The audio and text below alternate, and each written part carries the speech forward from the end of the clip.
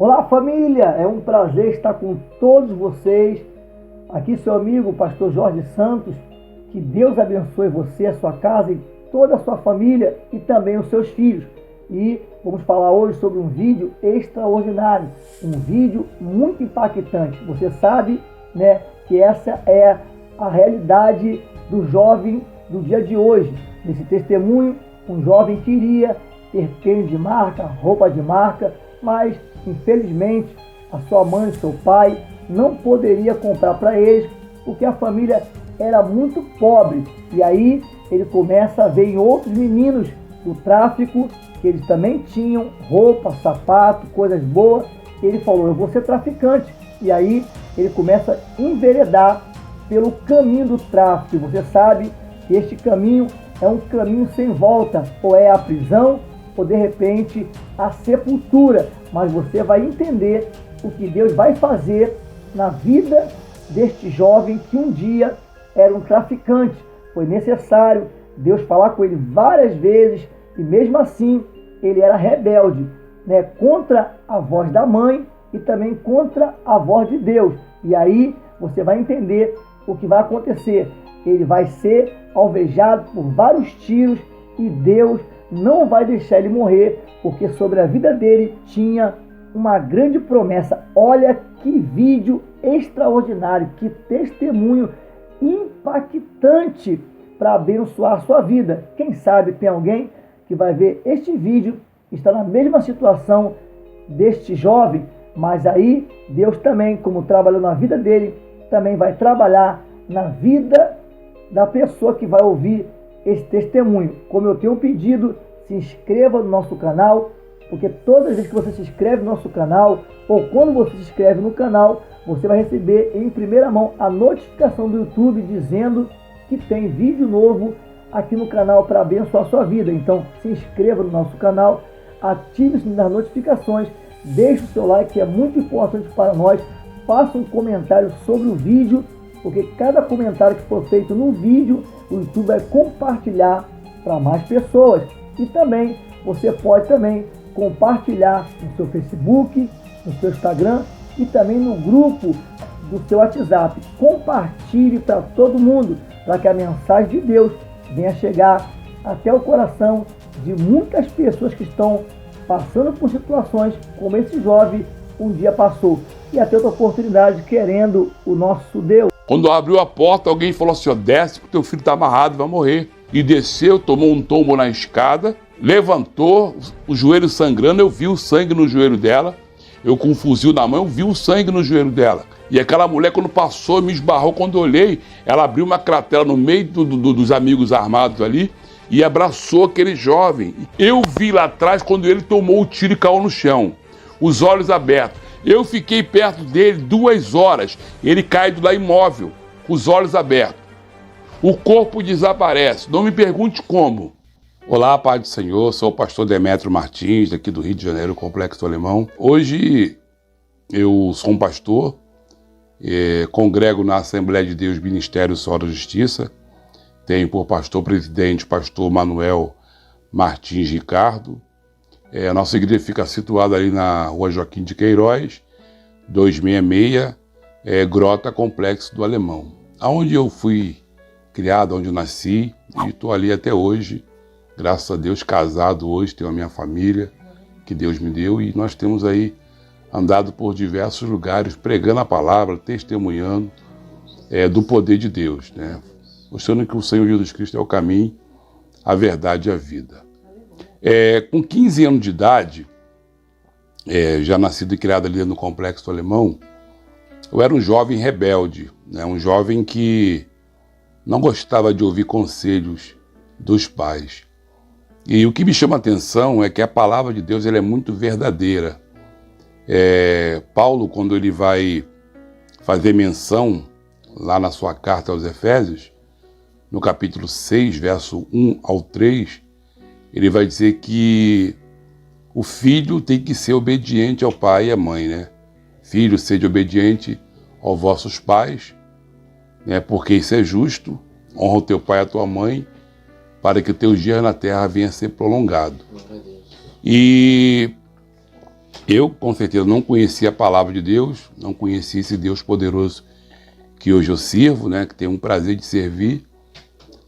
Com 15 anos de idade, eu era um filho que dei muito trabalho para minha mãe, não obedecia, não honrava, e comecei a entrar dentro de um caminho, assim, um caminho que não teria volta. Provérbios capítulo 14, verso 12, diz que há caminhos que para o homem ele parece direito, mas no fim desse caminho é a morte. E eu comecei a entrar no mundo das drogas, né, do tráfico, indiretamente, me envolvendo com drogas, me envolvendo com maconha, cocaína, bebendo, me prostituindo.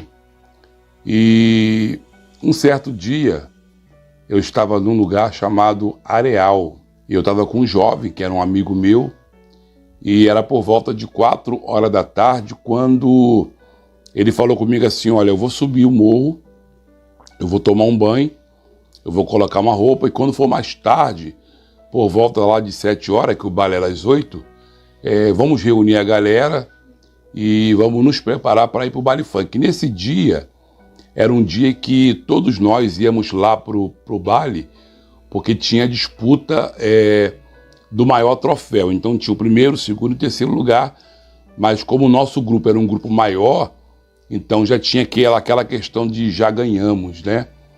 E quando ele se retirou, que ele sobe o morro, que ele vai tomar um banho, né, na finalidade de tomar um banho, alguns homens armados ali pegam ele, enquadra ele e leva ele para um determinado lugar, e ele começou a espancar, né, a torturar, uma série de tortura naquele jovem.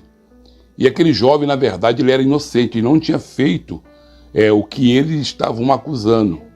Mais tarde, veio a descobrir que o objeto que some foi os próprios amigos deles mesmos, lá do meio da boca de fumo lá. Mas a corda, ela sempre vai arrebentar do lado mais fraco. E quando aquele jovem sobe, bateram muito nele, amarraram ele. Mas pastor, como é que o senhor sabe disso? Eu estava lá? Não, eu não estava lá. Mas quando fizeram tudo aquilo com ele, mataram ele, tiraram a vida dele. E um daqueles homens que fizeram aquela maldade, ele desce, eu estava lá no Areal, e ele me chama no canto de uma parede, e eu, quando observo, ele está com 2 pistolas na cintura. E ele falou comigo assim: olha, o teu amigo fulano de tal, vai citar o nome do meu amigo, ele acabou agora de morrer, né? Matamos ele, fizemos assim, começou a trazer aquele detalhe, né, da crueldade que eles fizeram com aquele jovem. E também me disseram o motivo por que ele tinha morrido. E eu sabia, particularmente, eu sabia que ele não tinha feito aquilo. Mas a corda arrebenta sempre do lado mais fraco. Então, quando ele disse isso, ele mete a mão no bolso. Eu achei até que ele ia meter a mão na pistola para me dar um tiro ali.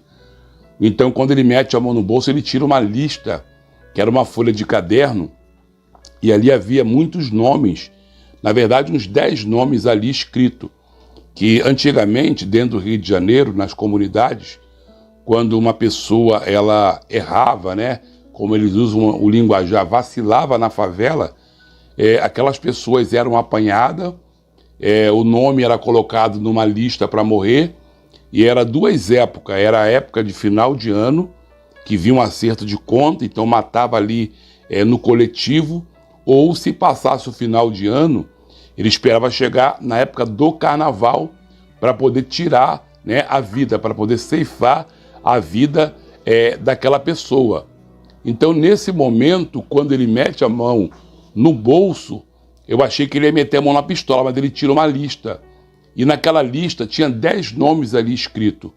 E o meu nome era o segundo nome.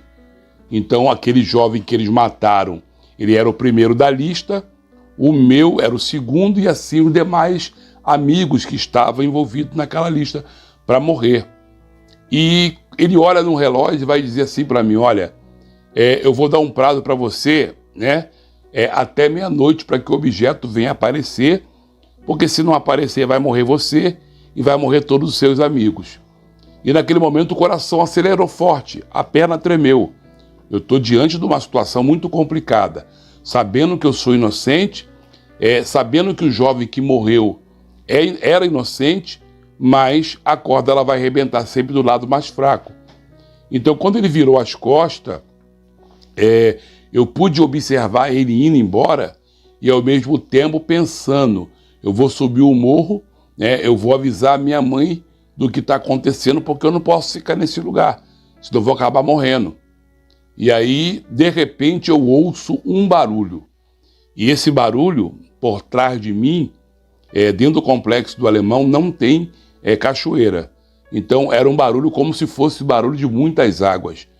E quando eu olho, o barulho ele chama atenção.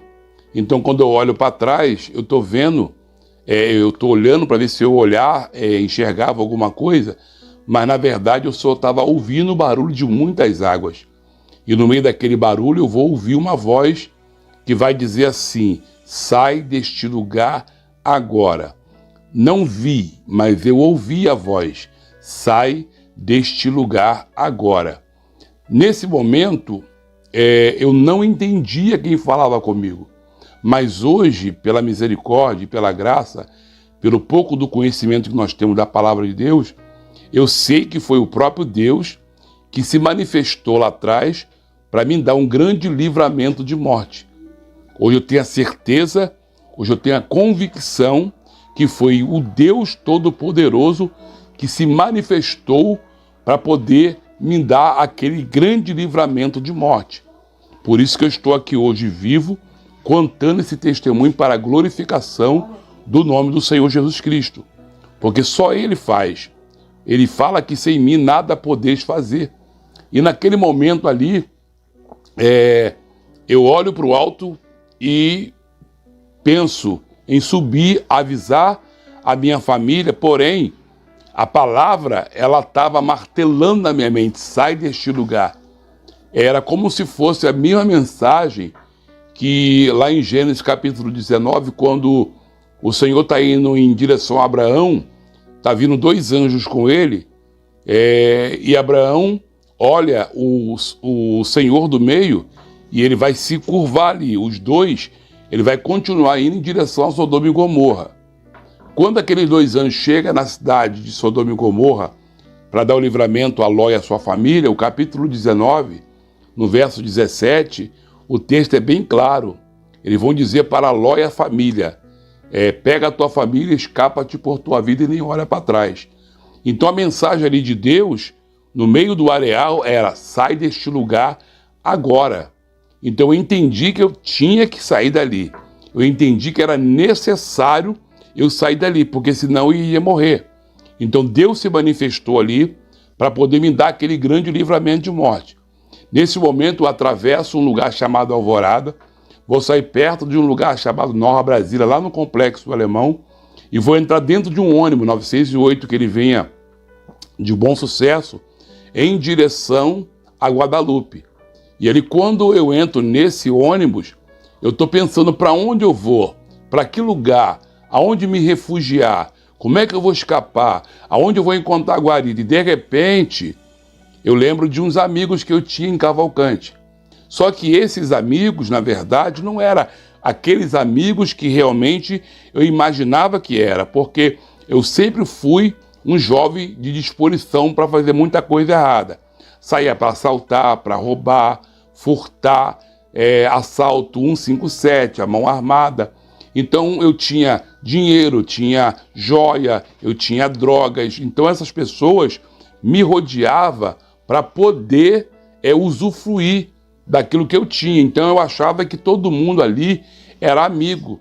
E quando eu estava na roda dos amigos, o que eles diziam? Isso aí é sangue bom. Sangue bom era uma linguagem no passado que se usava para poder enaltecer uma pessoa, para poder massagear o ego daquela pessoa, né? E tem pessoas que adoram com que o seu ego ele seja massageado. Então eu me senti, né? Esse aí é sangue bom.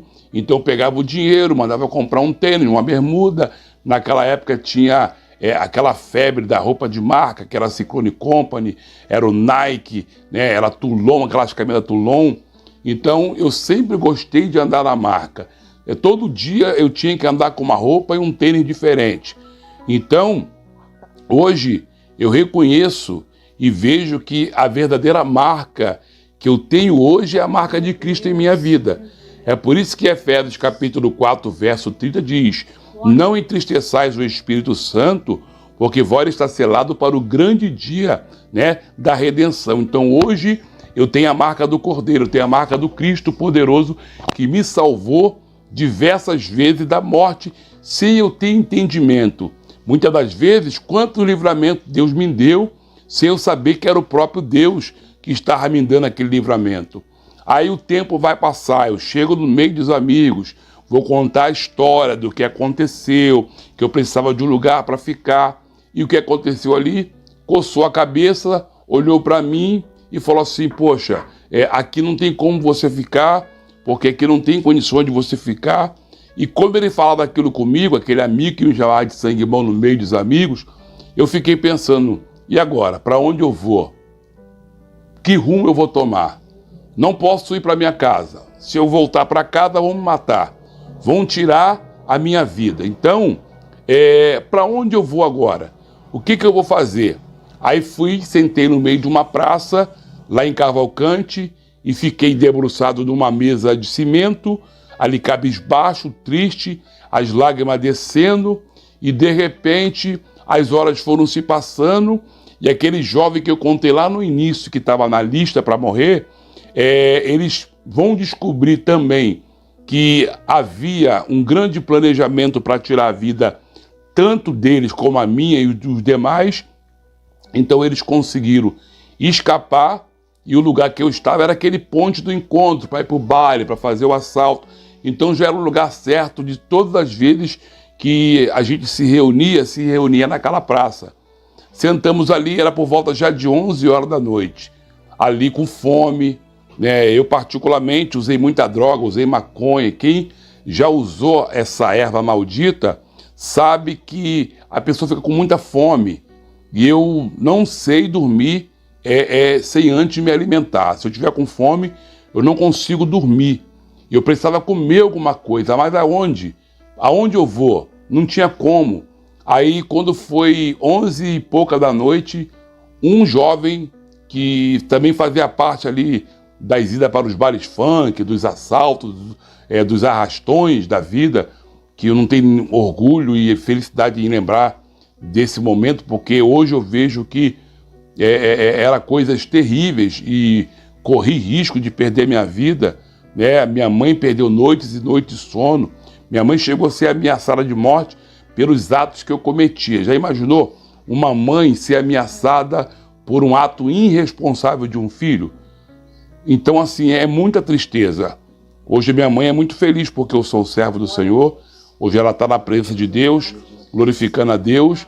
E hoje, com toda dificuldade, hoje na cadeira de roda, não tem impedimento. Então, hoje nós fazemos um trabalho assim de buscar as almas, de resgate. Mas voltando aonde eu estava, aonde dormir agora? Então, ele nos ofereceu um ferro velho.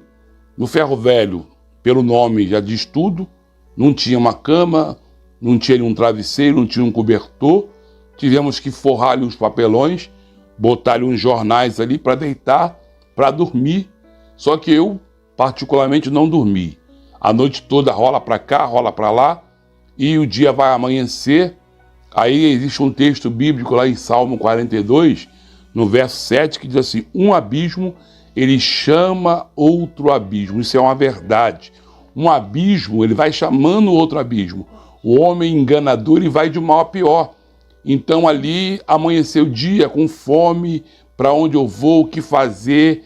E aí saí para a rua, comecei a andar e tentei fazer alguns assaltos com os amigos. Ou uma hora dava certo, outra hora não dava certo. E as coisas foi apertando até chegar o momento de eu passar fome. E nesse momento de eu passar fome, foi um momento assim, hoje eu entendo que foi um momento muito importante. Por quê? Minha mãe faxineira, meu pai trabalhava em 2 empregos, nunca deixaram faltar nada em casa. Meu pai sempre foi trabalhador, minha mãe sempre foi uma mulher que correu atrás, e eu nunca valorizei. meu pai e minha mãe, sem ter condições, na época de escola, me colocaram em colégio particular para que mais tarde eu viesse ser alguém na vida, para que mais tarde eu viesse trazer uma felicidade para a família. Então investiram muito na minha vida, só que eu andava com mentira, andava enganando, matava a aula, e isso foi acarretando em situações que mais tarde iria me prejudicar. Só que ali no oba-oba não queria saber. E naquele momento ali, eu lembro que eu tive que esperar um supermercado que era próximo do lugar que eu estava abrir, e eu sabia que eles colocavam ali a lata do lixo ali, e quando colocaram a lata do lixo, as latas do lixo, eu fui até aquele local para mexer naquela lata. Ali tinha algumas frutas amassadas, ali tinha produtos que já tinha passado da validade, como iogurte, como queijo, como presunto. E aí eu fui obrigado, né? A fome é terrível. Eu fui obrigado a pegar a comida do lixo para matar a minha fome. E no momento que eu pegava aquela comida do lixo para matar a minha fome, eu lembrava da minha mãe. Como assim lembrar da sua mãe? Por quê? Porque minha mãe, quando eu ia para o baile, quando eu saía, quando eu fazia as coisas que eu achava que tinha que fazer, né? A minha mãe dizia assim: ah, tá com fome, meu filho? Já tem um prato aí dentro do forno para você comer. E eu dizia assim para ela: mas esse arroz daqui é do almoço? Isso já na madrugada, que na verdade já tinha passado da hora do jantar. E ela disse: não, esse arroz é do almoço que sobrou. E eu não comia, né? Se o arroz da janta era sobra do almoço, eu não comia. Se o almoço era sobra da janta, eu não comia. Então minha mãe ficava muito triste, porque ela ia para casa da madame limpar o chão. Minha mãe tem um dente quebrado na boca até hoje, porque um dia, limpando o vidro da casa da madame, ela caiu no chão e quebrou o dente. Isso para buscar o pão nosso de cada dia. Então até dia de domingo a minha mãe trabalhava. E aqui um filho irresponsável, rebelde, que não obedecia, que não gostava de ouvir, que não valorizava tudo aquilo ali. Então mais tarde eu ia começar a colher aquilo que eu plantei, porque o homem ele tem a opção de semear. Você para e analisa: eu faço ou não faço? Eu planto, eu não planto, mas o que você plantar, você vai colher. Então o conselho aqui é: planta coisa boa, seja obediente, seja ouvinte, seja temente ao Senhor, anda na presença de Deus e você vai ver o que Deus vai fazer na sua vida. Então naquele momento ali, eu comecei a comer comida do lixo, literalmente a comida do lixo, coisa que eu não precisava, ou que eu nunca precisei fazer, porque meus pais sempre valorizou a família, sempre honrou seus filhos. Naquele momento ali o tempo foi passando, até um dia deu a situação apertar muito e nem comida do lixo encontrar para comer. Então assim, o homem enganador, ele vai de mal a pior. Naquele momento ali, as coisas tinha dia que não tinha mais o que comer. A fome foi apertando, até meter a mão numa arma e sair para fazer alguns assaltos, para tentar arrumar alguma coisa. Tinha dia que não conseguia arrumar nada. Aí um determinado dia, chega uma notícia aonde eu estava, porque na verdade a família mais tarde vai saber onde o filho está, aonde o esposo está, fugiu do local, mas mais tarde vai entrar, né, vai dar aquele jeito de entrar em contato, e chegou até a mim e aos meus companheiros que eles descobriram que lá no Complexo do Alemão, o jovem que mataram era inocente. Aí você pode perguntar assim: mas inocente morre? Morre. Como que o inocente morre? Um jovem inocente morre. Um jovem inocente morre quando ele não obedece seus pais, quando ele não dá ouvido ao que os pais têm a passar para ele. É a palavra de Deus. Se o filho não honra o pai, Efésios capítulo 6, se o filho não obedece, não honra os pais, ele não vive muito tempo na terra.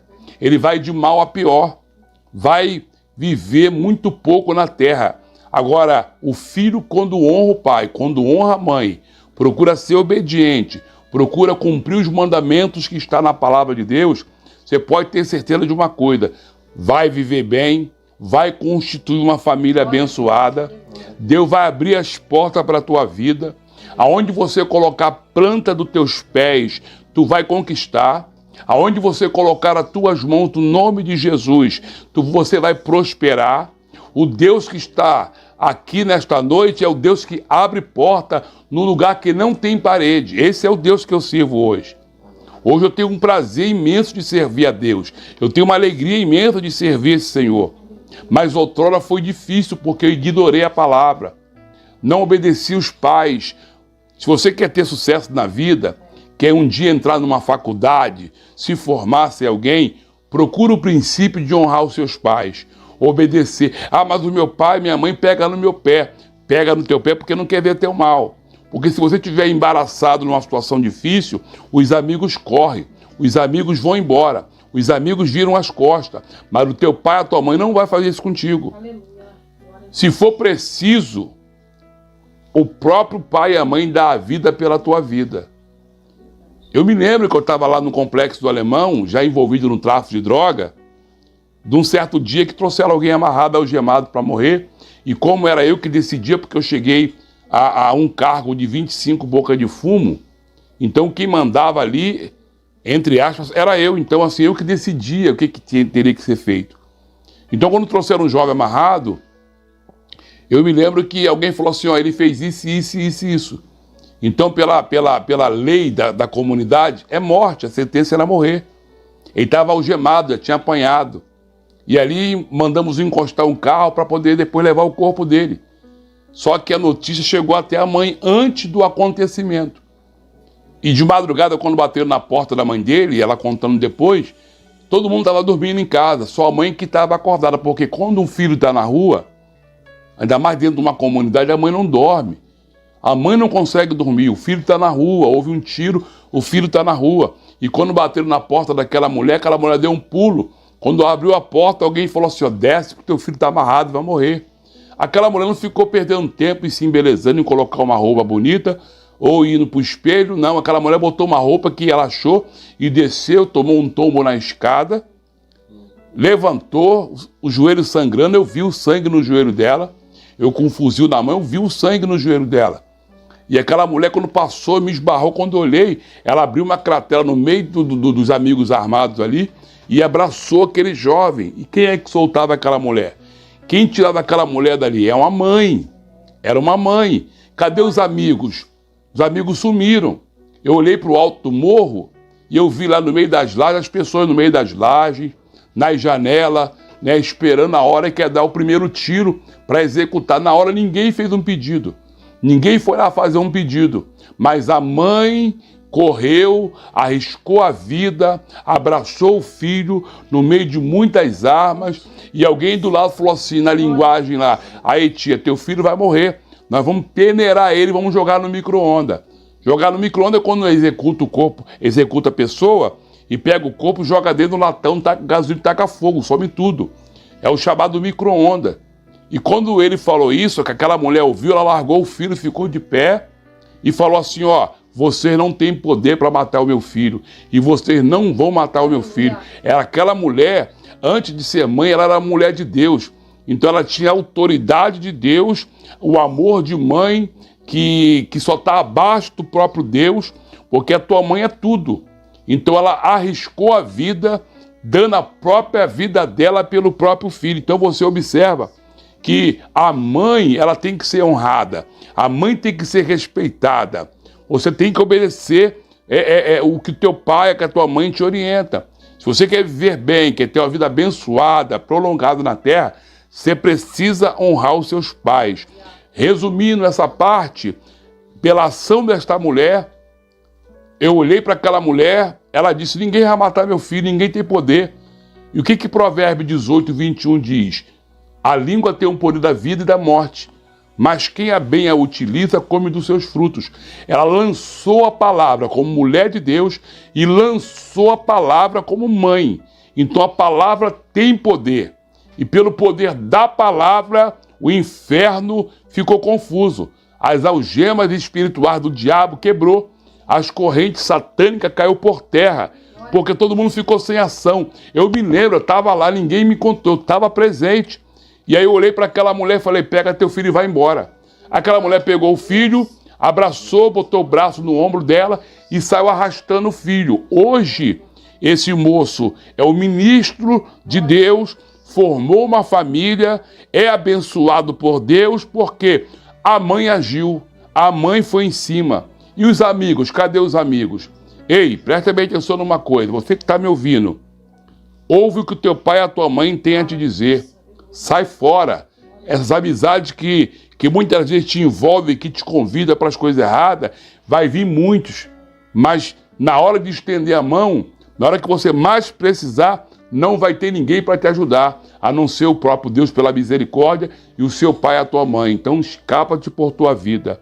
Eu vi ali, sem entendimento. Eu estava dentro daquele lugar quando disseram assim, ó, mataram o jovem, inocente. Então vocês podem voltar para casa. Eu demorei 2 dias para voltar para casa, que ainda fiquei meio cismado. Mas a notícia que eles estavam dizendo era verdadeira. Eu volto ao Complexo do Alemão. Vou para minha casa. Estou com a minha família. Estou de volta ao meu lar. Mas eu não conhecia Deus. Eu não conhecia a palavra de Deus. E a palavra de Deus ela é muito categórica quando ela diz a vingança pertence a Deus. O natural nunca vai entender isso. O natural vai querer tirar satisfações, vai querer ir lá falar, se justificar, mas a palavra de Deus diz que louvado seja o nome do Senhor. Quando Deus ele vai agir, quando Deus está agindo, nada e ninguém impede o agir de Deus. O homem natural não entende. A vingança é de Deus. Pega o teu problema, coloca na mão do Senhor. Quando eu volto, eu não tinha o que fazer. Eu sou fraco. Aqueles homens estão armados para cima e para baixo. Só que eu não conhecia a palavra, não conhecia Deus. E por não conhecer a Deus, e por não conhecer a palavra, a minha vontade era de matar todo mundo. Vou matar todo mundo, era vingança. Vingança é um prato que se come frio, o que diz aí fora. Por que é um prato que se come frio? Porque vai premeditar o mal que vai executar. Isso é um grande erro. Naquele momento ali, foi passando os dias, foi passando as semanas, e de repente veio uma notícia que Orlando Jogador, que foi um traficante que comandou o Complexo do Alemão na década de 90 para cá, que foi nascido e criado dentro do Complexo do Alemão, todo mundo conhecia desde a infância, estava preso, estava na cadeia, ele sai da prisão, não vai para o Morro do Alemão, ele vai para o Morro do Engenho da Rainha, a notícia espalha no Complexo do Alemão, como eu conhecia, todo mundo cresceu junto, e ele vai para o Morro do Engenho da Rainha, e eu pensei comigo, agora chegou a hora da vingança. Aí eu saio do Alemão, vou para o Morro do Engenho da Rainha, aí como eles dizem, fui formar com Orlando, aí fui fazer parte do Comando Vermelho. Aí eu estou ali trabalhando com o Orlando Jogador, como um soldado do tráfico, andando armado. Daqui a pouco eu já ajudando a ministrar ali 4 bocas de fumo. Aí estou começando a crescer, entre aspas, começando a ser poderoso, ser conhecido. E ele então prepara ali um planejamento de 3 meses, eu me lembro disso, de invadir o Complexo do Alemão, tomar o Complexo do Alemão e fazer do Complexo do Alemão ali o quartel-general do Comando Vermelho. Começa então o meu início direto já no Engenho da Rainha e pós-Complexo do Alemão, fazer parte diretamente da maior facção do Rio de Janeiro. E quando o tempo foi passando e eu fui vendo muita coisa, eu fui observando muita coisa, falar pouco, observar mais, estar mais atento. O tempo vai passando e quando chega numa sexta-feira, é o dia que estava marcado para entrar dentro do Complexo do Alemão e ali tomar o morro, tomar a favela, numa guerra que haveria. Isso sexta-feira, só que de repente estavam lá na escadaria do Morro do Engenho da Rainha, preparando ali as armas, passando WD nas armas, botando subsalente, as mochilas, já preparando o capu, a roupa preta, aquelas coisas todas. e de repente um dos nossos amigos que estava ali conosco, ele pega um fuzil e dá uma rajada para o alto e da boca dele sai uma palavra dizendo assim: não é para ninguém entrar hoje. Não era ele que estava falando. A voz foi diferente, o tom foi diferente, o convívio ali deu para ver que não era ele. Ele deu uma rajada, ou seja, na hora de ir para poder invadir o alemão, o diabo toma a boca dele e fala isso. E todo mundo ficou assim, surpreso, porque um planejamento de 3 meses, agora sendo frustrado, um planejamento de 3 meses e o diabo dando livramento para que não aconteça o derramamento de sangue. Então, quando você olha para a palavra de Deus, parece que isso é contraditório, porque João capítulo 10, verso 10 diz o quê? O diabo vem para matar, roubar e destruir. Mas um pouquinho mais à frente diz a palavra: mas Jesus vem para dar vida e vida eterna. Só que o diabo vem para matar e roubar e destruir. Então o planejamento de derramar sangue era de quem? Era dele. Eu com uma guia no pescoço de uma entidade chamada Malandro, né? O diabo ali oprimindo, drogado, já praticamente 2 noites sem dormir, usando muita droga, muita cocaína, para poder fazer aquele tipo de ação. E aí eu fui entender por que o adversário, né, espiritualmente falando, ele se manifesta na boca daquele amigo, dizendo que não era para entrar.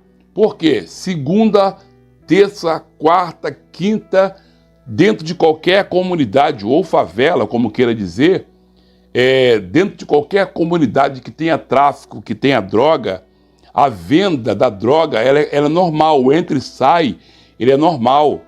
Então fica ali alguns soldados tomando conta, vigiando, ali vem, né, o viciado, como se fala, os vapor vendendo as drogas dele, mas quando chega na sexta, no sábado, domingo, feriado, o tráfico traz o baile para dentro da comunidade. Quando o tráfico traz o baile para dentro da comunidade, o baile funk, que particularmente eu digo que é uma fonte de destruição em massa do jovem, porque o baile funk vai atrair multidões, e vai atrair de vários lugares. É caravana que vem de vários lugares. Então, a comunidade já está lotada, fica super lotada. Então, a droga vende ali numa situação muito rápido. É muita droga para vender. Então, tem que ficar muito homem tomando conta, observando. Então, para ficar acordado, tem que usar a maldita cocaína. Eu cansei de ficar 2 noites, 3 noites acordada, mochila de dinheiro, desce, sobe. Então, para entrar numa comunidade que tem muitos homens armados, todo mundo atento, seria uma situação muito mais difícil. Então o que o diabo queria? A proporção de derramamento de sangue era uma. A dele era muito maior. Então ele entra e diz: não, hoje não é o dia. Porque se a gente entra na sexta, a gente ia encontrar uma resistência muito maior. Mas deixando passar sexta, sábado, domingo, ninguém dorme praticamente, é cocaína em cima de cocaína. Quando chega no domingo, na madrugada, segunda-feira, o corpo está muito cansado. Então, por mais que haja uma vigilância, a pessoa bate na cama, vai dormir igual uma pedra. Era isso que o diabo estava tentando passar a mensagem. Então vocês entram na segunda. Entrando na segunda, aí ele diz: vai pegar assim, vai fazer assim e vai fazer assim. E da forma como ele disse, não falo isso com alegria, mas da forma como ele disse, aconteceu. Na segunda para terça, entramos dentro do complexo e aí aconteceu muita coisa que aí não vou nem entrar em detalhe porque não edifica. Mas é só você imaginar uma guerra de facção. O negócio ficou terrível, muito sangue derramado. Foram 3 dias de batalha, até que estabilizou tudo. Aí houve uma reunião. A partir de hoje você toma conta da parte tal. Aí o eu sou, eu posso, eu faço, eu sei. Tomou conta, né? O ego massageado, a disposição que tinha para uma guerra. Fui crescendo. E o diabo é assim, ele te coloca no alto, quanto mais alto ele te colocar, quando ele te dá uma rasteira, a queda é muito maior. Então naquele momento ali, eu não tinha uma mente de Cristo como eu tenho hoje. Hoje eu tenho, pela misericórdia e graça do Senhor Jesus Cristo, a mente de Cristo. Hoje temos que olhar, pelo olhar espiritual, analisar e ter o discernimento da parte de Deus. Então, naquele momento ali, o que estava acontecendo? Estava acontecendo muita festa, muita alegria. Tomamos do Complexo do Alemão, o Complexo do Alemão agora é nosso. Fizemos do Complexo do Alemão o quartel-general da maior facção do Rio de Janeiro. E ali o tempo vai se passando, o tempo vai se passando, o tempo vai se passando. E livramentos, Deus foi nos dando. Teve um determinado dia que eu entrei dentro de uma vila, pela madrugada, geralmente sempre era pelas madrugadas. E ali eu estava com uma granada pendurada na cintura, e essa granada, quando eu estou descendo a escada, ela cai da minha cintura. Era uma vila fechada, com muitos moradores. Todo mundo ficou parado, não tinha como correr, porque se ela explodisse, ele já era, ia matar todo mundo. E ficamos parados, estáticos, de repente, quando eu vi ela no chão, eu fui apanhar, o pino estava quase saindo. Eu consegui pegar, botar o pino de volta no lugar, e ali não aconteceu nenhum mal. Ali foi o próprio Deus que se manifestou, não só a dar à minha pessoa, os que estavam comigo, o livramento, mas principalmente os inocentes, que havia mulheres, havia crianças. Se aquela granada ela estourasse ali, ia matar muita pessoa. Então ali Deus se manifestou. Deus ali, ele deu um grande livramento de morte. Aí um determinado dia, eu estava do outro lado, lá na Pedra do Sapo, que era uma das bocas de fumo que tínhamos. E eu estava lá fazendo a contabilidade, e aí teve uma ordem de uma situação muito complicada, que eu nem gostaria de entrar em detalhes, mas eu vou contar porque Deus tem que ser glorificado. O nome do Senhor é que tem que ser glorificado. As coisas horríveis, não é bom nem muito falar, nem muito entrar em detalhes, porque não vai edificar. Mas isso precisa ser contado para mostrar o poder de Deus. Houve uma ordem de um jovem ser executado, eu lembro disso. E eu estava presente. E eu vi quando alguém mete a mão numa arma e dá um tiro na cabeça dele. Ele cai no chão. Ali não precisava mais fazer mais nada, os olhos estão abertos. Ele ficou 2 horas ali caído. E aí, de repente, quando alguém falou assim, não, tem que tirar ele daqui, não pode ficar aqui, não sei o quê. Isso do outro lado, já do lado de Olaria. Aí, todo mundo saiu. E quando foi para retornar, para buscar o corpo dele, o corpo não estava mais. Ninguém entendeu. Ninguém entendeu o que estava acontecendo. Passou um tempo. Isso, 1 ano, alguma coisa. E aí alguém vai dizer que, como a mãe dele era crente, a mãe dele era da Igreja Universal, eu me lembro disso. E aquela mulher sempre foi uma mulher de fé, uma mulher, porque a história chega depois, uma mulher de fé, uma mulher de oração, a mãe dele era da Universal. E esse jovem, na verdade, como ele saiu daí, ninguém sabe até hoje. Como a mãe dele morava de um outro lado, então tudo que acontece numa comunidade, todo mundo sabe, principalmente o tráfico. E aí, a história foi o seguinte, alguém disse assim, ó, fulano de tal, não vou dizer nome, foi visto indo na casa da mãe dele, mas como? O cara estava morto. Como é que o cara estava indo? O cara estava morto. O corpo sumiu, desapareceu, mas o cara estava morto. Aí disseram que ele estava indo na mãe dele de vez em quando, e ele ia sempre às madrugadas, para ninguém ver. Mas um dia alguém viu e começou a comentar. E nisso, fomos tirar isso a limpo. Aí ficamos observando um dia, nada. 2 dias, nada. 15 dias se passa, nada.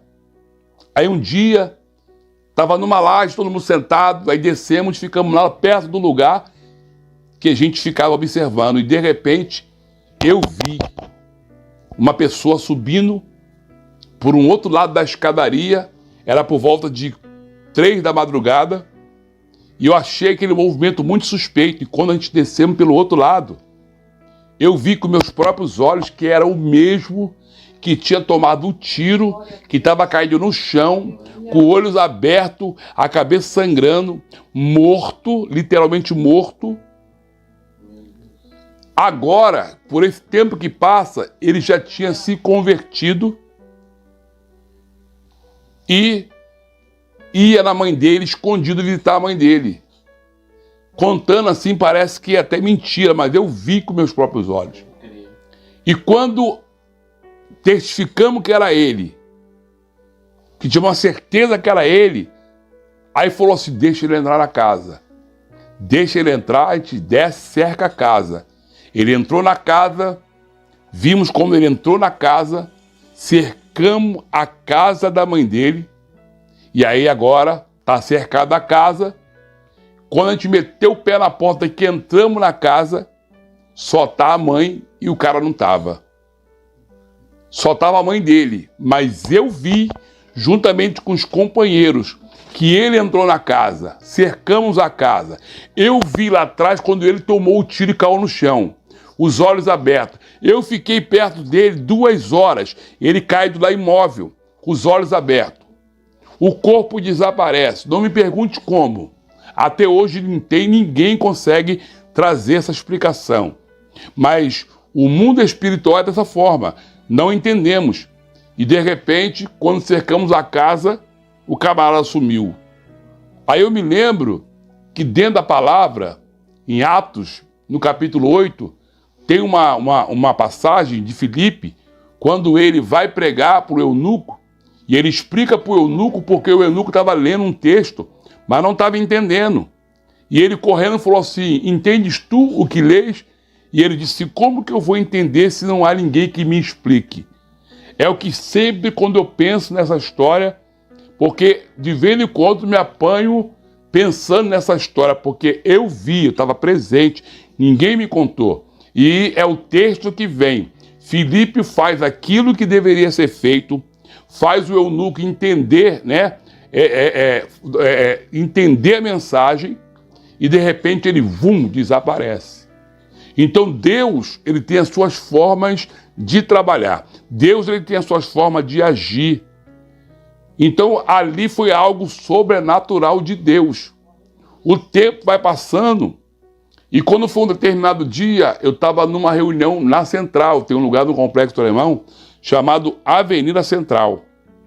E ali, quando acabamos aquela reunião, era por volta de 2 e pouca da madrugada, quando eu estou descendo com 20 homens armados e entro num beco. E quando eu entro num beco ou numa viela, eu dou de cara, mais ou menos a uns 30 metros ou 20 metros, com um homem subindo naquele beco, naquela viela. A princípio, eu não sabia quem era aquele homem, da onde estava vindo aquele homem. Então, como traficante da época, encostamos na parede, apontamos a arma para ele, e ele, quando eu olhei, eu vi que era um homem de Deus, ele estava cantando um hino. E ele vinha na mão, eu procurei observar o que estava na mão dele. Era uma Bíblia. E eu pensei assim comigo, ele vai ver os homens armados, está apontado, o beco é estreito, vamos ter que passar, temos que descer, primeiro vamos passar, depois ele passa se ele quiser. E de repente, quando eu estou descendo, ele olha e ele não recua. Eu acho que ele vai recuar, vai voltar, eu acho que ele vai entrar na primeira viela, mas ele continua subindo o morro. E ele para na minha frente e ele olha para dentro dos meus olhos. E eu estou com uma arma na mão e ele olhou para dentro dos meus olhos e falou assim, jovem, Deus vai salvar a tua vida. Essa arma que está nas tuas mãos, ela só pode tirar a vida se Deus permitir. E vou dizer mais porque eu sou profeta.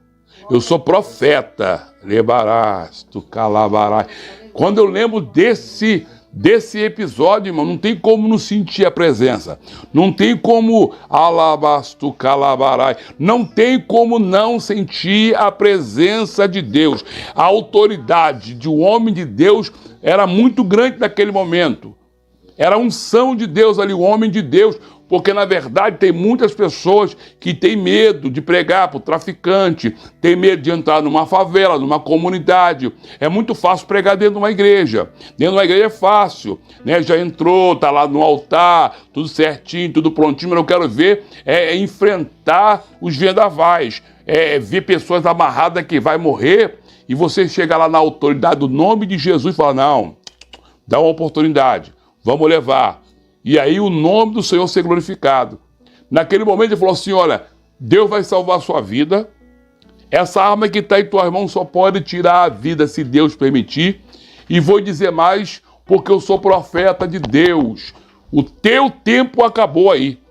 E você vai pregar a palavra se você endurecer o coração para Deus. Ele falando para mim, se você endurecer o coração para Deus, você vai pregar a palavra de Deus, sentado numa cadeira de roda. Assim diz o Senhor. Aí quando eu vi aquela palavra ali, irmão, eu fiquei sem ação. Eu não tinha reação. Fiquei sem ação. Aí atrás, os amigos que estavam atrás de mim, armado, falou assim, qual é, patrão? Como é que vai deixar um homem desse falar assim contigo? Porque a Bíblia diz o quê? O homem natural não entende as coisas do Espírito. Então, para um homem falar assim, para quem não entende, é abuso. Acha que não está respeitando a posição, né? Porque era o gerente da boca de fumo, estava armado e coisa e tal. E falar assim com um traficante, não tem medo de morrer, não? Só que o homem de Deus, ele estava sendo usado por Deus ali. Ele estava sendo usado por Deus. E naquele momento ali, quando ele falou aquilo, calado eu estava, calado eu fiquei. Escute uma coisa que eu vou te falar. A Bíblia diz que eu sou um príncipe, eu sou um herdeiro, eu sou embaixador do rei. Aquele que serve a Deus, ele é herdeiro da glória. Ele é filho do rei. E além de filho, quando nós temos o título de filho de Deus, nós temos direito à herança, nós somos herdeiro. Eu gosto de um título chamado embaixador, ou embaixador. Porque o embaixador, ele representa o país dele, onde ele está. Mas nós representamos como embaixador de Cristo o céu, aonde eu e você estiver. Então a igreja não é qualquer coisa. Você que é servo de Deus não é qualquer um. E você que está fora do caminho do Senhor, volta logo. E você que nunca foi servo, aceite Cristo. Porque Jesus morreu na cruz pelo meu e pelo teu pecado, para te salvar, para te dar vida eterna. Naquele momento ali, ninguém entendeu. Tu vai pegar numa cadeira de roda, como é que eu vou falar assim contigo? Calado eu estava, calado fiquei. Quando eu desci a grota, sentei no meio-fio, e aquelas palavras ficou martelando na minha mente. Ficou batendo ali, batendo. Todo mundo rindo, bebendo, se divertindo, usando droga, e eu quieto, calado. Aquilo estava repetindo na minha mente. Aquela palavra entrou como uma flecha. Aquilo me incomodou. Aquilo me fez pensar. Então a verdade, muitas das vezes, ela dói. A verdade, muitas das vezes, a pessoa não gosta de ouvir. Mas a verdade é necessária ser falada. Porque a verdade, quando ela entra, e a verdade é a palavra de Cristo. A palavra de Deus é a verdade que liberta. Então, como diz João, no capítulo 8, verso 32, conhecereis a verdade vos libertará. Verso 36, se pois o Filho vos libertou, verdadeiramente sereis livres. A palavra traz libertação, a palavra de Deus traz purificação, porque o próprio Cristo, em João 15:3, ele diz, vós está limpo pela palavra que vos disse. A palavra de Deus, ela traz a santificação. A santificação, ela nos separa para algo específico. Jesus Cristo estava orando em João 17, e quando ele vai chegar no verso 17, ele diz assim, santifica-o na verdade, porque a tua palavra é a verdade. Como um vaso de honra na casa do Senhor, vaso foi feito para estar cheio.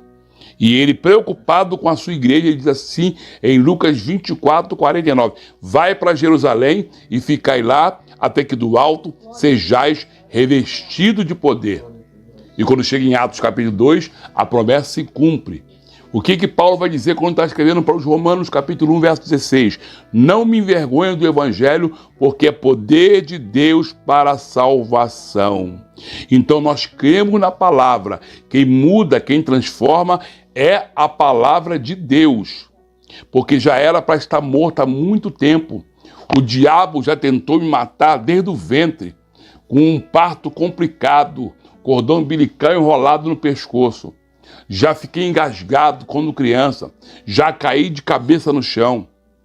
Fui crescendo, o diabo sempre tentando tirar minha vida. Mesmo na cadeira de roda, já tomei queda. Já fiquei internado 8 meses dentro do hospital.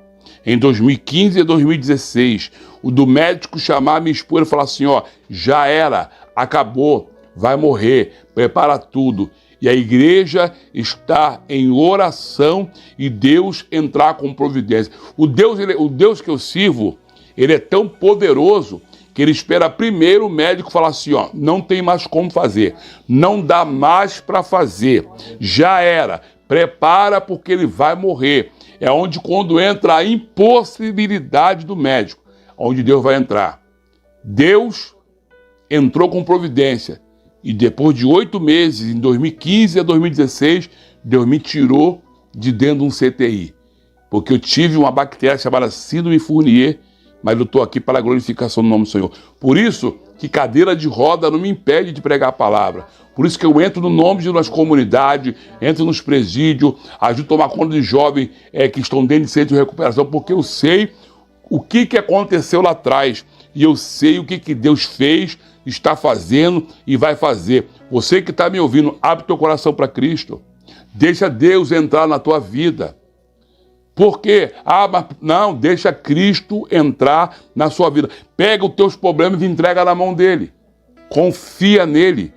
E o mais ele fará. Hoje eu sou uma pessoa diferente, transformada. Eu era uma pessoa que outrora não ria para ninguém, não abraçava ninguém, não dava as costas para ninguém, não amava ninguém. Eu era pessoa fria, dura, calculista. Hoje eu abraço, hoje eu choro, hoje eu amo, sabe? Hoje Deus mudou a minha mente, Deus mudou a minha vida, Deus quer mudar a tua vida. Deus quer mudar a tua história. Eu sei que esse testemunho vai para dentro dos presídios, eu sei que esse testemunho vai sair das fronteiras brasileiras e vai entrar em outros países, ele pode ser até traduzido em outras línguas. Jesus te ama, ele quer salvar a tua vida, mas para isso você tem que abrir o coração, você não precisa se envergonhar, não, abre o coração para Jesus Cristo, porque quanto mais o homem contende com Cristo, pior fica para ele. Quanto mais o homem resiste, pior fica para ele. Não precisava.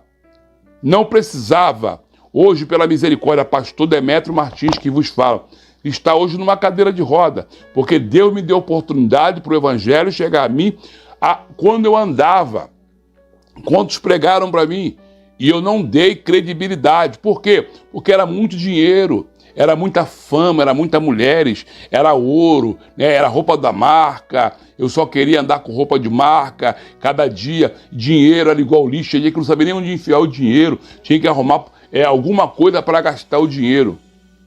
Mas, com toda aquela fama, com todo aquele poder, com todo aquele dinheiro que eu tinha, eu não tinha a paz que eu tenho hoje. Eu não sabia o que era deitar a cabeça num travesseiro e dormir como eu durmo hoje, tranquilo. Porque eu sei que quando eu estou dormindo, o Deus que está aqui está trabalhando, está velando pela minha vida. O Deus que eu sirvo hoje é o Deus da providência, é o Deus que abre porta. É o Deus que me coloca em lugares que eu nunca imaginei. Eu outrora era caçado pelas autoridades, procurado para ser preso. Hoje eu entro nos batalhões da Polícia Militar para pregar a palavra. Prego no quartel-general da Polícia Militar, prego no Cefap, que é o Centro de Preparação de Praça, que são os policiais que estão sendo formados. Entro nos presídios, viajo para outros lugares. Ando de avião para lá, vou de trem, vou a pé, vou de carro. Eu tenho o prazer de pregar a palavra de Deus. Ajudo a cuidar de pessoas que estão dentro de um centro de recuperação, porque eu sei o que é a pessoa ser dependente químico, estar preso nas drogas e precisando de um abraço, de uma mão, e muitas vezes não tem alguém para ajudar. Então o meu trabalho hoje é esse, é resgatar vidas. O ministério particular é ministério resgatando vidas. Aonde tiver uma alma, eu vou no nome de Cristo. Não importa onde é, porque eu sei o que Cristo fez por mim. Eu sei o que Cristo fez por mim. Então hoje eu sou lavado e remido no sangue de Jesus, porque um dia alguém lá atrás se preocupou comigo e levou o evangelho. Então quando o homem de Deus, ele disse, olha, vai pregar numa cadeira de roda. Os amigos ficam assim, mas, ué, qual é, patrão? Como é que vai deixar um homem desse falar assim contigo? O homem natural, ele não entende as coisas do Espírito. Os dias foram se passando. E quando chegou um dia, eu estava com alguém trouxe uma ideia de fazermos uma festa lá em São Pedro da Aldeia. Dinheiro tinha, poder tinha, droga tinha tudo para construir ou para realização dessa festa. Mas a Bíblia, que é a palavra de Deus, diz, o homem pode fazer os seus planos, mas a resposta vem dos lábios do Senhor. E naquele momento ali, eu lembro que numa sexta-feira, eu estava planejando, ir para a festa. Já tinha um carro pronto para me levar para essa festa. E quando eu estou descendo o morro, já para poder me preparar para ir para esse lugar, de repente, quando eu entro num beco, eu ouço, perdeu. Foi uma palavra que nunca mais eu esqueci, perdeu. Eu fui surpreendido e de repente deram uma rajada de metralhadora e deram a segunda quando pegou nas costas. Pegou nesse braço aqui hoje ele tem um certo defeito, tem uma munição, tem uma bala aqui nesse braço, pegou um tiro no tórax, pegou na minha T5 que eu perdi o equilíbrio, os 2 pulmões foram perfurados e eu caí lá embaixo dentro de uma vala. Caí com a cabeça, o tronco mergulhado dentro de uma vala. E aí fica a pergunta, cadê os amigos? Ué, mas eu não tinha tanto segurança, cadê os seguranças? Mesmo que tivessem armado, se o Senhor não guardar, se Deus não guardar a tua vida, não adianta. Em vão é a vigilância do sentinela, não adianta. Naquele momento ali, estou caído, tentando respirar, tentando sair, só que os braços não tinham força. E de repente, escute isso aqui, um vento frio, gelado. Às vezes eu tento classificar isso. Tenta imaginar a dor que você já sentiu, a pior dor. Tenta imaginar agora o momento de agonia que você já passou e o frio que você suportou. Junta tudo. Não chega a 1% de quando a morte chega na vida de uma pessoa sem Jesus.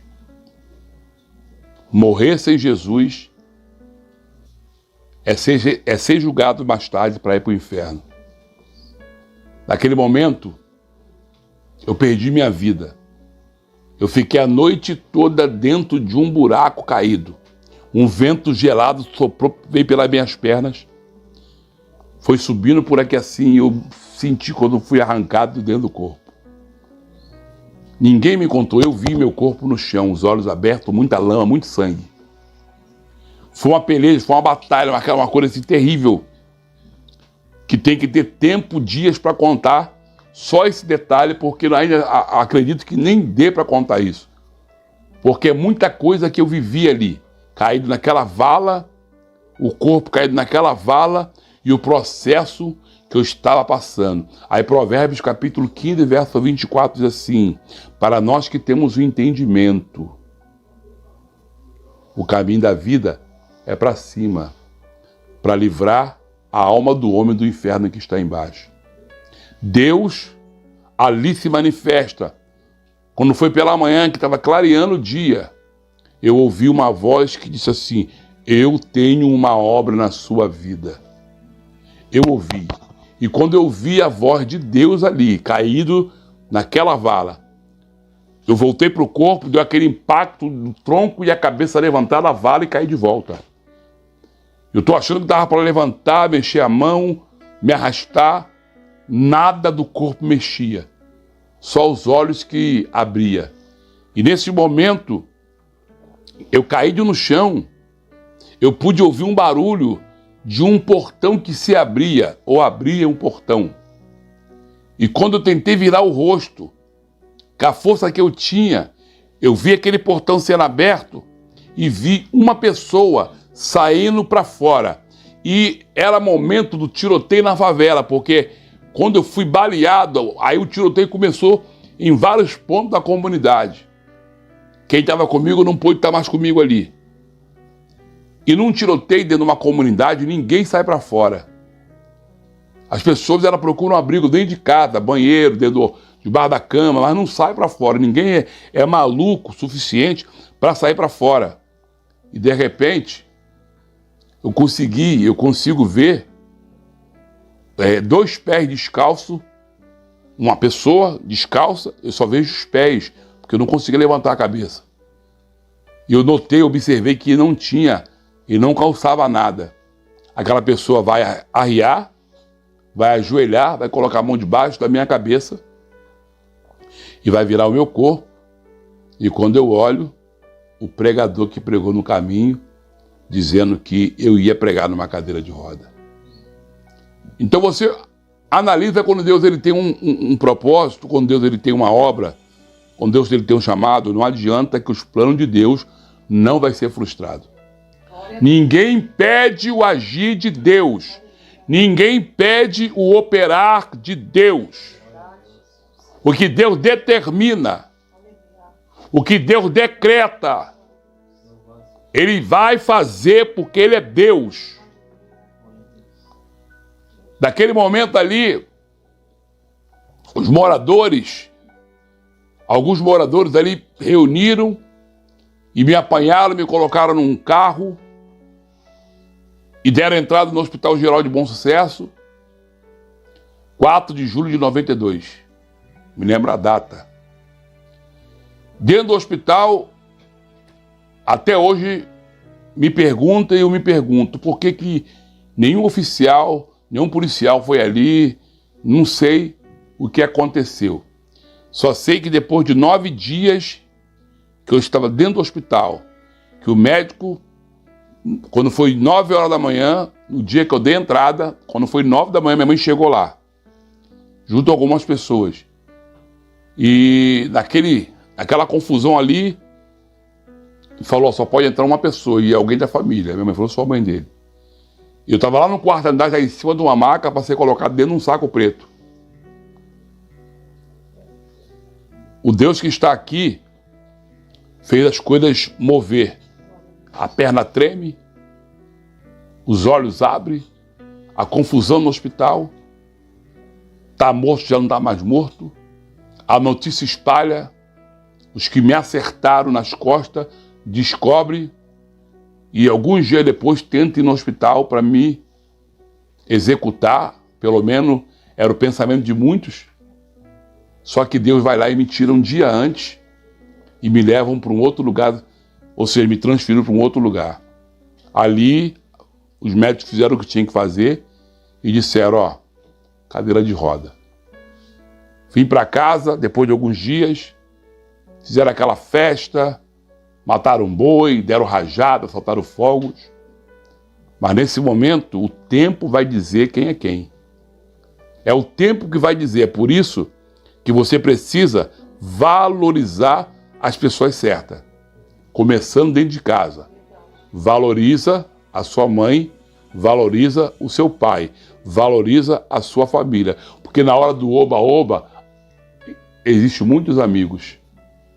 Mas na hora da verdade, na hora de estender as mãos, aí você vai ver quem é quem. E tem hora que alguém fala, não, fala muito, fala demais. Então Deus ele usa o tempo para falar contigo. É o tempo que vai mostrar para você quem é quem. Sai fora dessa amizade. Abre o teu coração para Deus. Valoriza mais a sua família. Naquele momento ali, quem estava ali? Minha mãe sofrendo. E agora me deram alta, vim para casa, fizeram aquela festa, o tempo vai passando, todo mundo vai sumindo, E quem fica ali? Minha mãe. Cadê as mulheres que outrora eu tinha que brigar por mim lá na favela? Sumiram. Cadê a fama que eu tinha? Acabou. Cadê o poder que eu tinha? O dinheiro que eu tinha? Sumiu, acabou tudo. Deus ali foi trabalhando e Deus então enviou 2 homens e uma mulher de Deus. Entraram dentro da minha casa e pregaram a palavra de Deus. A palavra foi: conhecereis a verdade vos libertará.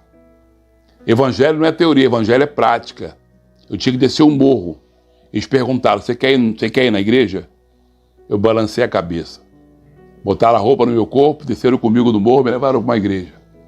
E quando eu cheguei lá na Penha, no bairro da Penha, na comunidade evangélica Shekinah, que na época era o bispo Marcos Moreira, era ele que era o pastor daquela igreja.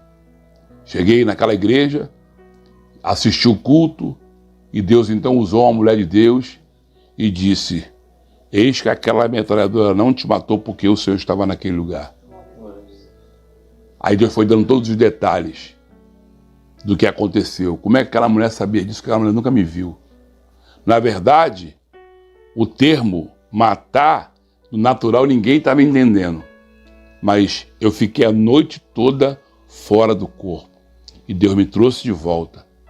Agora, quando eu estava naquela situação dentro do culto, indo para o culto, voltando, Deus foi me preparando, me preparou, me batizei nas águas, e agora comecei a caminhar, a fazer a obra do Senhor. E logo depois, quando foi em 94, houve uma guerra dentro do Complexo do Alemão, houve uma traição, e eles mataram o Orlando jogador, mataram mais 13 pessoas, jogaram os corpos em determinado lugar. Aqueles homens que invadiram a favela tentaram me achar para tirar a minha vida. Eu ouvia a voz daqueles homens no beco, na porta aonde eu morava. Eu não sabia se orava, se chorava, porque eu pensava na minha família, que não tinha nada a ver com a história, e eles estavam matando, fazendo, acontecendo, mas Deus falou comigo: não temas. Glória a Deus. Deus falou comigo ali em cima do leito: não temas. Aquele vento passou, e ali agora eu comecei a dar os primeiros passos, comecei a viajar, comecei a pregar a palavra. Logo depois, Deus preparou um casamento, me deu uma família, e hoje nós estamos pregando a palavra de Deus. Então que essa palavra, ela venha servir de reflexão para a sua vida. Esse, na verdade, é um testemunho que eu passei aqui de uma forma resumida, mas dá para você entender num todo o que Deus está falando contigo. Então, se você quer ser uma pessoa abençoada, abre o teu coração para Cristo. Deixa Cristo trabalhar na sua vida. Eu tenho a certeza que o Senhor tem coisa grande, tem coisas maravilhosas para a sua vida. Hoje eu sou um pastor, hoje nós temos uma congregação, não sou o pastor presidente, mas eu tenho um pastor que abençoa meu ministério, me dá toda a liberdade, meu pastor Manuel, e hoje nós pregamos a palavra em diversos lugares para ganhar almas para o reino de Deus. Hoje eu posso dizer, hoje eu sou uma pessoa feliz, hoje eu deito a minha cabeça no travesseiro e tenho meu sono tranquilo. Deus é o Senhor que supre todas as suas necessidades, assim como supre a minha. Então, aonde eu vou, eu falo do amor de Deus. Eu não posso deixar de contar as maravilhas que o Senhor, Ele faz. Como o próprio apóstolo João e Pedro, ele vai dizer lá no capítulo 4 de Atos, verso 19 e 20, não podemos deixar de falar aquilo que temos visto e ouvido da parte de Deus. Então eu quero que Deus, Ele, através desse testemunho, pelo poder da palavra de Deus, Ele possa abençoar a sua vida, a sua família, os seus projetos. Eu sou o pastor Demétrio Martins e estou aqui contando esse testemunho para esse canal abençoado que tem alcançado muitas vidas e tenho certeza que vai continuar alcançando vidas e mais vidas. Que Deus abençoe a sua vida, que Deus abençoe a sua casa, Que Deus abençoe a sua família, em nome de Jesus.